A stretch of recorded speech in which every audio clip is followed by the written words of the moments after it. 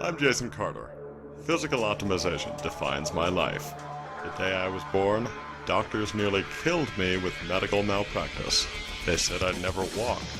I've been proving them wrong for 35 years. It's easier than you think to obtain super optimal health. I've devoted my life to it, and with my help, you can too. I'm Jason Carter, and this is ENZYMENTAL.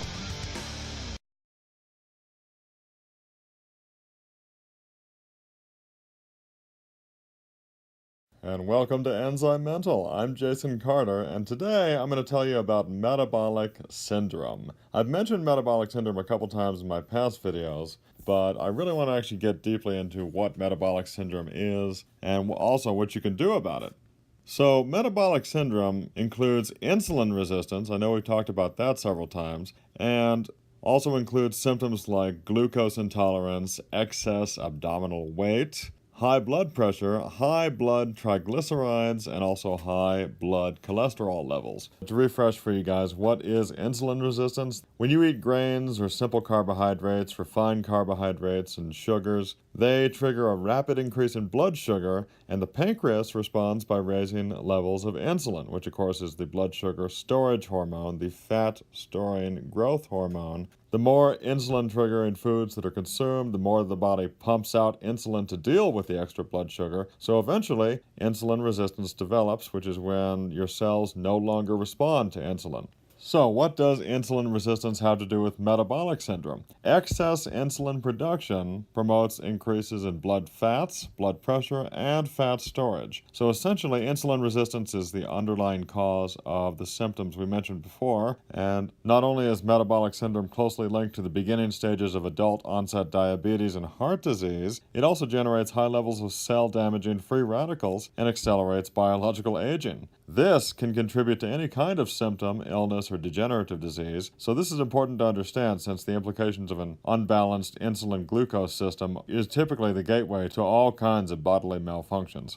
It's just now being recognized that insulin is the key to a vast majority of chronic illnesses. Some early warning signs to look for regarding metabolic syndrome include extra weight around the waist, frequent cravings for sweets, breads, and other carbohydrates, and also excessive tiredness or sleepiness after meals. And I actually used to get like that after every single meal, no matter what I ate. You would expect to get like that after a gut-busting meal where you just eat way too much, but even after I ate a small amount of food, I would get sleepy for about 20 minutes after every single meal. Of course, back then I didn't know what that was all about. So, what can you do to your diet to avoid or even reverse metabolic syndrome?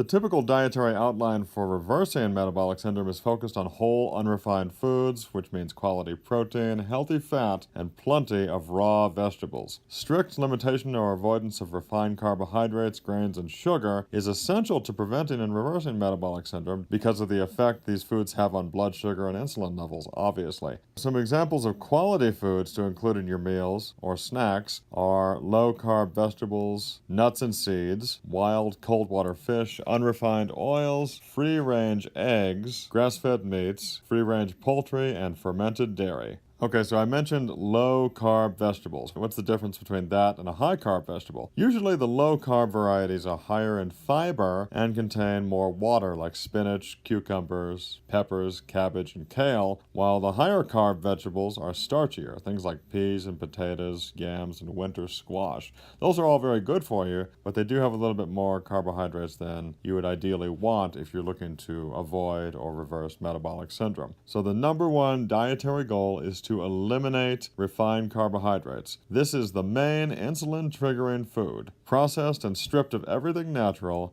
refined carbohydrates are the number one contributing factor to metabolic syndrome. Refined carbohydrates, unfortunately, make up at least 90% of convenience-type foods, and this includes things like breads, pastas, muffins, cookies, sodas, and pretzels, among many other things. These things are overly abundant, as we all know, and they're very cheap.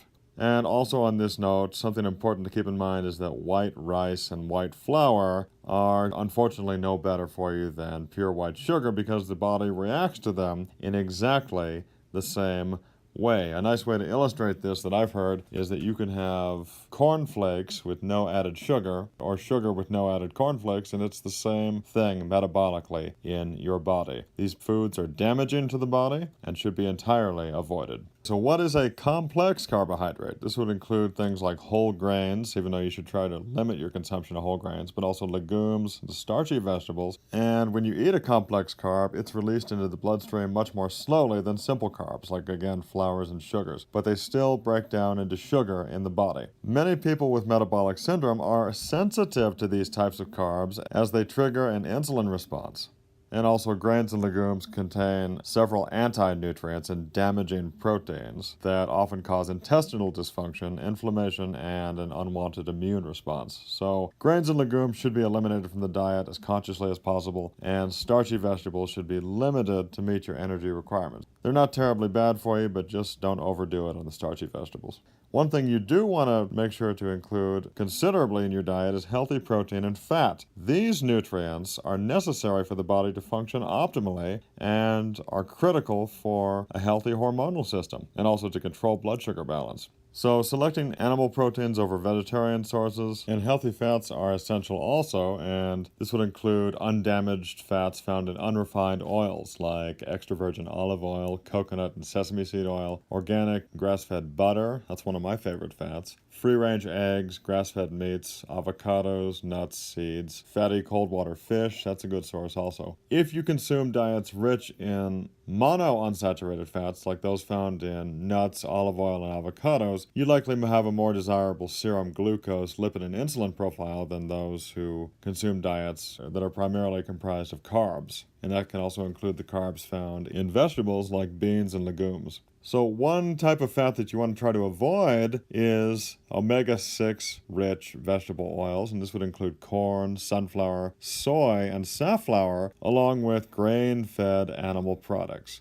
So an excess intake of omega-6 fatty acids has been linked to an increase in pre-diabetic conditions with more insulin resistance, higher weight, and higher blood lipids. Also, strictly avoiding deep-fried food and damaged fats found in partially hydrogenated vegetable oils, overly heated oils, and commercially processed oils is essential to maintaining healthy blood sugar also. These damaged fats dramatically increase the risk for heart disease and contribute to overall body malfunction and excessive inflammation. So there's a basic summary for you guys about what metabolic syndrome is and what foods you can eat to try to reverse it. Keeping your blood sugar stable, as I've said many times, is essential, so don't be afraid to eat regularly. Try to focus on smaller meals rather than larger ones and eating more frequently, and that'll help to balance cortisol, and that'll also help to ensure that you have a good amount of fat in your diet for the production of good cholesterol and healthy hormones. So that helps also. In the second video that follows this one on metabolic syndrome, I'm going to talk about supplements you can take to prevent and even reverse metabolic syndrome. There are quite a few supplements available that would help with that, and even if you don't have metabolic syndrome, they do also help to maintain healthy blood sugar, so you really want to consider making them an active daily part of your life. So if you want to hear that, click on the link to the second part, and I'll put that link in the video description below this one. Thanks for watching. I'm Jason Carter, and I'll see you next time on ENZYMENTAL. Stay healthy.